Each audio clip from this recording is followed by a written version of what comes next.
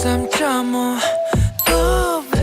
FM 돈을 이해하는 시간 정철진의 목돈연구소.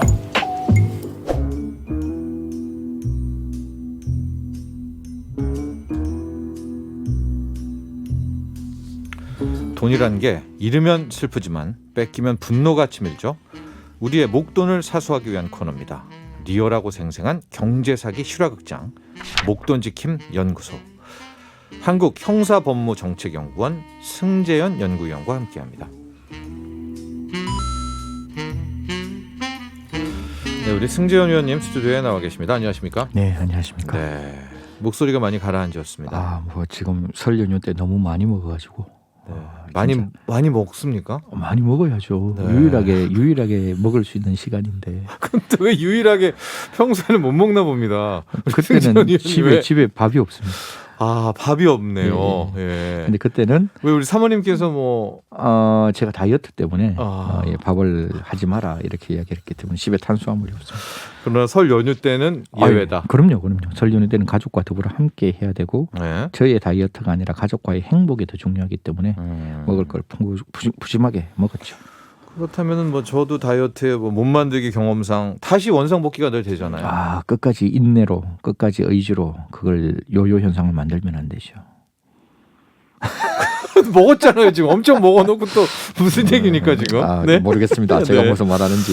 네. 사실 화제를 빨리 돌려야지 이럴 네. 때는 제가 스키를 타고 싶어가지고. 네. 가셨습니까 스키장에 이번에? 가려고 했는데 혹시 아. 기억나시죠? 설 전에 네. 뭐 A라는 리조트에서 조금 예. 안 좋은 일이 예. 발생을 해서 땡땡땡. 타운. 뭐 사실 못 가겠더라고. 그게 우리 때의 제일 첫 번째 스키장이란 거 아세요? 85년에. 근데 제가 맞는 기억인지 모르겠는데 그 스키장이 좀 사고가 좀 납니다. 2000년 중초반에도 사고가 좀 났었죠. 맞죠. 예. 하고 그 진짜 오래돼가지고. 그러니까 우리 중학교 1, 2학년 나이 나오는 것 같은데 중학교 1, 2학년 때 이게 딱 만들어지고 난 다음에 그때는 이게 지금도 굉장히 이렇게 좀 이렇게 약간의 어떤 금전적인 그 투자가 있어야 되는 스포츠 중에 하나지만 그때는 되게 이렇게 달랐잖아요. 네. 그래서 제가 그냥 스키도 못하고 그 땡땡땡에 가서 눈만 보고 왔던 그러고 난 다음에 한 2, 3년 지나니까 썰매장이 만들어져서 그때부터 열심히 다녔죠. 자, 그런데 이제 뭐 굳이 언급을 하는 이유가 최근에 그 광주 아파트 신축 그 공사 현장 붕괴도 그렇고 또 기본적인 투자, 그렇죠? 기본적인 프로세스를 자꾸만 안 하니까. 이것도 뭐 사실 뭐 그전에 안전 점검을 했다는데 저는 모르겠습니다, 소장님. 우리가 어떤 금융에 이제 투자를 할 때 저희들이 이렇게 적어도 한 달에 한 번씩 레귤러 체크업이라는 걸 하잖아요. 네. 그런 어떤 이게 세상이 어떻게 돌아가고 금융이 어떻게 돌아가는 걸 이렇게 확인을 하듯이 여기도 저는 그냥 안전 점검을 했다고 해서 안전한 게 아니라 그냥 기간을 정해서 아무리 외관상 문제가 없더라도 저는 부품을 반드시 교체를 해야 된다라는 생각인데 그게 외관으로 보고 뭐 수명이 아직 다하지 않았기 때문에 그 물건을 다시 쓰는 게 아니라 그냥 뭐 1년이면 1년, 2년이면 2년 아니면 새롭게 그 스키장이 개장되었을 때 적어도 위험한 물건들에 대해서는 좀 이렇게 교체가 되는 게 좀 필요하지 않을까 그렇게 생각합니다. 소탐 대실이라고 또 하죠. 맞죠? 앞서 말한 그 HDC 현대산업개발도 그 사건 때문에 앞으로 이제 회사 전체가 입는 피해는요. 또 주주가 또 입는 피해도 그렇고요. 이번 스키장 사고도 마찬가지입니다. 거기에 또 피해 당하셨던 분들 또 가족들 얼마나 또 안타깝겠습니까? 그렇죠. 오늘은 어떤 사건입니까? 뭐 사실 이 대포폰이 사기에 많이 이용된다는 건 다 알고 계시잖아요. 저번 주에도 저희들이 이제 많이 다루고 있죠. 목돈연구소에서. 저번 주에도 저희들 이 이야기 보이스피싱 조직의 대학생이 들어가게 되고 현금 수거책. 그래 현금 수거책 이야기를 했죠. 여기서 또 하나의 문제는 그럼 도대체 이 보이스피싱 피해자는 어떻게 그 피해를 당할 수 있을까? 또 뿐만 아니라 이 수거책은 또 어떤 형태로 누구한테 입금했나? 그렇죠. 이런 게 이제 문제가 되는데 결국 이런 게 대포 통장, 대포 폰 이런 걸로 이제 결국 다 문제가 되다 보니까 이제 이런 이야기가 나왔는데 한번 찾아봤어요. 도대체 이 대포폰은 어디서 이렇게 많이 팔리느냐 이렇게 좀 알아보니까 결국 대한민국의 SNS 계정이 아니라 외국에 있는 뭐 A 계정, B 계정, C 계정 이런 쪽에서 사실 대포폰 대포 통장을 불법 명의 거래 정보가 활발하게 나타나고 있는 걸로 지금 나타나는 거예요. 우리가 뭐 3대 해외 SNS라고 하면 트위터, 페이스북, 인스타그램 아닙니까? 그렇죠. 예. 지금 여기서 예. 이제 굉장히 많이 문제가 발생하는데 이게 이제 국회에서 좀 나와 있는 굉장히 중요한 자료라서 제가 청취자 여러분께 말씀드리면 알겠습니다. 잠깐 여기서 정리를 해보면 보이스피싱이 3단계네요. 그렇죠. 그러니까 첫 번째로는 피해가 이제 막 이루어지는 거죠. 뭐 네. 냉장고에다 넣어놔라 뭐 해서 뭐 금감원이다 검사다 하는 그게 1단계가 있고 냉장고에 2단계 같은 경우가 우리가 지난주에 했던 현금 수거책. 그렇죠. 예, 현금 수거책을 보내서 돈을 받는 거고 네네네. 3단계 사건은 지금 우리가 오늘 할 예. 또 한켠에서는 이 대포 통장을 또 만들고 있네. 그렇죠. 그렇죠. 그렇게 되는 거죠. 이게 세 개가 몰려서 보이스피싱 범죄 하나가 완성이 되는 거예요. 모자이크가 이제 예. 완성이 되는 거죠. 예. 정확하게 지금 말씀 주셨는데 예. 이게 이제 방송통신심의위원회로부터 제출받은 정보에 따르면 불법 명의 거래 정보의 95.3%가 SNS에 집중되어 있는데 아까 말씀드렸다시피 그 세 번째 퍼즐 예, 대포폰 대포 통장. 예. 예. 국내 사이트는 4.7%밖에 안 되는데 예. 그 중에서 뭐 이건 어차피 나와 있는 통계 수치니까 네, 그냥 말씀해 그대로 주시면 됩니다. 말씀드리면 트위트가 최고의 불법 그 명의 거래가 만들어졌습니다. 사실 트위터가 아까 제가 말씀드렸던 뭐 페이스북이라든가 인스타그램보다는 적게 사용되고 있지만 사람들의 수는 그 안에서 가장 불법적인 정보가 많이 통용되고 있다 이렇게 말씀드릴 수 있죠. 예. 전체 58%인데 페이스북은 62건, 인스타그램은 62건, 구글 39건, 다음 12건, 네이버 1건인데 아까 제가 말씀드렸다시피 트위터는 380건. 지금 불법 거래가 일어났습니다. 왜 트위터일까요? 뭐 사실 뭐 트위터가 뭐 SNS 아까도 말씀드렸다시피 SNS 대비 국내 이용자 수는 적지만 예. 불법 명의 거래 정보가 가장 활발하게 공유될 수 있는 이유는 결국 그 트위트가 425만의 사람은 적지만 예. 가장 이렇게 흔히 말해서 이렇게 스크리닝 이런 부분들이 조금 부족한 거 아니냐. 그리고 굉장히 이렇게 순간적으로 이렇게 삭삭삭삭 지나가는 그런 어떤 순발력 있는 정보들이 좀 많이 트위터에 이제 운용되고 있어서 그런 부분들에 의해서 좀 불법 거래가 많이 이루어지고 있는 거 아닌가 그렇게 생각을 합니다. 그러니까 이제 보이스피싱은 앞서 말한 것처럼 이제 세 번째 퍼즐이 그 입금하는 고 대포 통장이 필요하겠죠. 그렇죠. 그 그럼 범죄 전화를 조직은요. 하는 이제 대포 폰도 필요하겠죠. 예. 그걸 하려면 명의를 빌려야 됩니다. 누군가의 네, 그 그렇죠. 명의를 사겠습니다라는 그 글을 샥 올린다는 거죠. 그렇죠, 그렇죠. 트위터니 예, 인스타에서 뭐 50만 원이든 30만 원이든 뭐 통장 하나 주세요. 제가 30만 원 드릴게요. 예. 폰 하나 주세요. 제가 얼마 드릴게요. 예. 매달 얼마를 드릴게요. 이렇게 예. 나오는 거죠.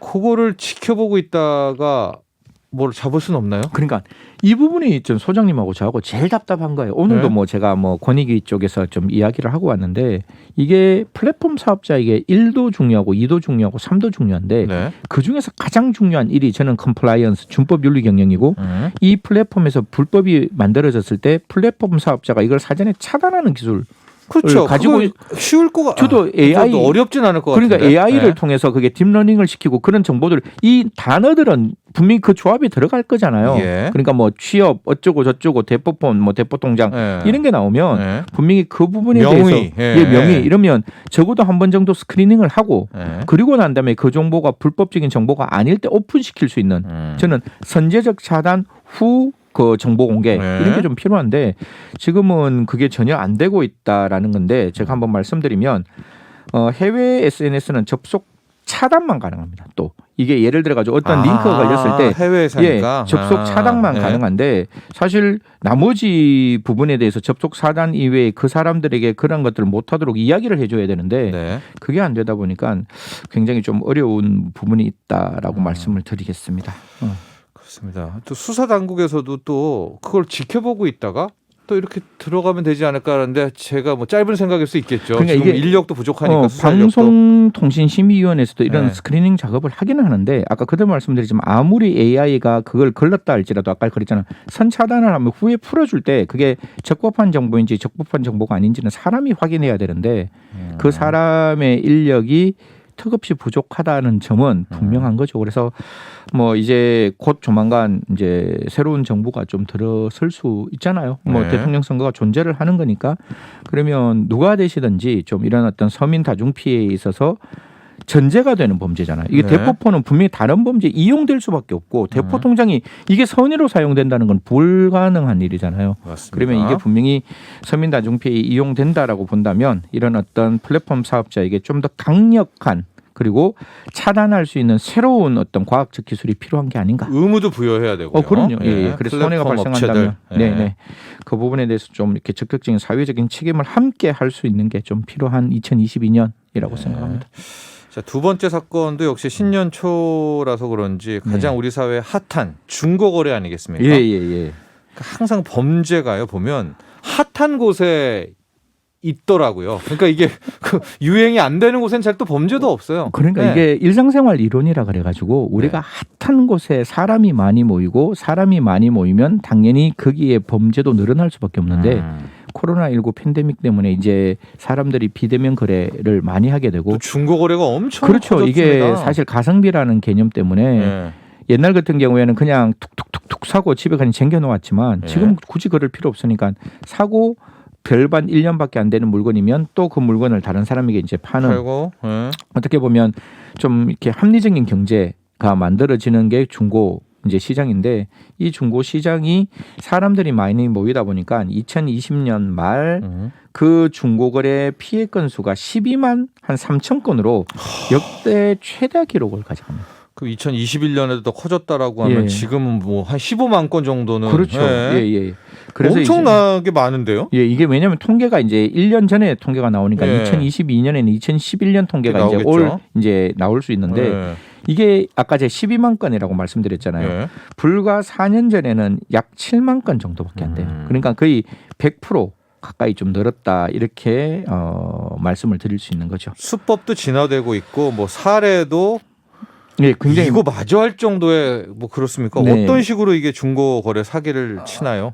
가장 이 중고거래 사기가 이제 어떻게 보면 1단계부터 한 10단계까지 이렇게 나뉘어지는데 1단계는 여러분들이 이미 다 알고 있는 건데 제가 한번 자료를 조금 찾아보니까 혹시 다 기억하시겠지만 보통 물건을 사라 그러면 보통 비대면이잖아요. 비대면이면 어떻게 하는가 하면 물건을 바깥에 걸어 놓으세요. 이렇게 A라는 집이 있으면 집 바깥에 이렇게 물건을 내놓으면 그 물건을 내놓고 물건을 확인하고 난 다음에 그 물건의 대금을 전달해 드리겠다 이렇게 하는데 바깥에 나와 있는 물건만 보고 그 물건을 냅다 들고 그냥 가는 이게 어떻게 보면 중고 사기에 옛날부터 전형적으로 있었던 옛날에는 입금하세요라고 한 다음에 입금 받고 물건 안 주는 거 아닙니까? 예, 그런데 지금은 물건 갖고 그냥 가는 경우도 많이 발생하는데 이거보다 조금 더 이제 조직화되고 진흥화되는 게 어떤 건가 하면 혹시 그 전자결제를 하잖아요.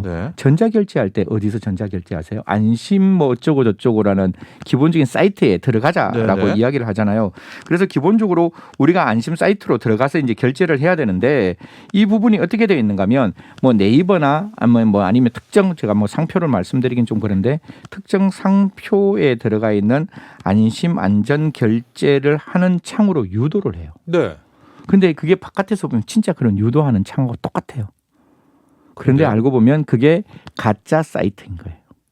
그래서 거기서 결제를 하면 결국 그 결제되는 게 안전 결제가 아닌 게 될 수 있을 만큼 조직화 첨단화 됐다라고 말씀드릴 수 있죠. 이렇게 이야기를 하는 겁니다. 와, 이거 비대면 거래인데 일부러 그렇게 얘기해요. 야, 이거 사기를 막기 위해서 우리 안전거래 합시다. 최진 선생님, 이거 나 어떻게 믿어요? 나도 그 선생님 못 믿고 선생님 좀 못 믿으니까 우리 안전거래 합시다. 그러면 어떻게 당연히 안전거래로 가겠죠. 그러면 이제 그 구매자를 설득해서 안전거래로 보내면 그와 아까 말씀드리다시피 비슷한 사이트로 연결하게 이런 도메인을 치세요. 이런 사이트로 오세요.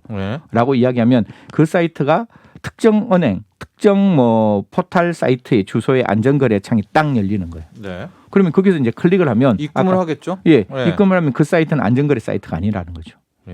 그러니까 그런 형식으로 눈을 딱 뜨고 있어도 사실 코백하는 그런 형태의 중고 안심 거래가 이제 만들어 주는데 최근에 이제 A라는 어떤 마켓에서 커피 머신을 구입하려다가 이런 유형의 사기를 당한 피해자의 그 이야기가 제가 이제 한번 봤는데 이거 나오면 이거는 총체적으로 왜냐면 이제 우리가 에스크로 계좌라고 해서 안전 거래로 하면 이제 돈이 거래가 끝날 때까지는 거기에 이제 킵돼 있는 거잖아요. 근데 그게 가짜라면은 그게 뭡니까? 그러니까 그 사이트 이거는 진짜 와. 그러니까 그 보이스피싱 조직이 그만큼 지능화되고 첨단화됐다는 거죠. 네. 판매자가 특정 페이 링크, 이거 뭐 그냥 말씀드린 네. 네이버 페이 링크로 이제 링크를 보내주면서 야 일로 가서 이쪽에서 안전거래를 했으면 좋겠다. 일단 입금해놔. 입금, 거래 끝날 때 마지막 수락하면 이제 입금 배송해주겠다라고 해서 뭐 당연히 뭐 페이가 네이버 페이고 그 다음에 아까 말씀드렸다시피 당연히 돈을 보내봤자 내가 물건을 받기 전까지는 당연히 홀딩대가 있을 거니 그 사이트에 그냥 클릭해서 돈을 보냈는 거예요. 네. 근데 그게 안전거래 사이트가 아닌 거죠. 그리고 돈은 돈대로 가고 배송된 물건은 오지 않고. 그렇죠. 안 주겠죠. 예. 네. 이런 게 이제 만들어지는 게 어떻게 보면 진짜 이거는 정말 선의로 그 사람을 믿고 가는 거야. 우리가 믿어야 되니까 안전거래 사이트로 갑시다라는 그 말에 속아서 오히려 사기를 당하는 그런 상황이 만들어지고 그만큼 정교한 페이지 그러니까 도메인이 만들어져 있는 특정 페이가 결제되는 사이트를 만들고 있다는 거죠. 그래서 이게 뭐 아까도 말씀드렸다시피 이런 어떤 중고거래 사이트에 사람들이 많이 모이고 많이 모이면 결국 그 사람들이 많은 거래를 하다 보니까 네. 피해 금액이 늘어나니까 이 사람들이 굉장히 조직화되고 그다음에 첨단화되고 최근에 제가 한번 제주지방법원 사건을 살펴보니까 20일간 온라인 거래에서 무려 한 5,600명을 대상으로 56억을 뜯었는데 그 네. 기간이 7년이에요. 네.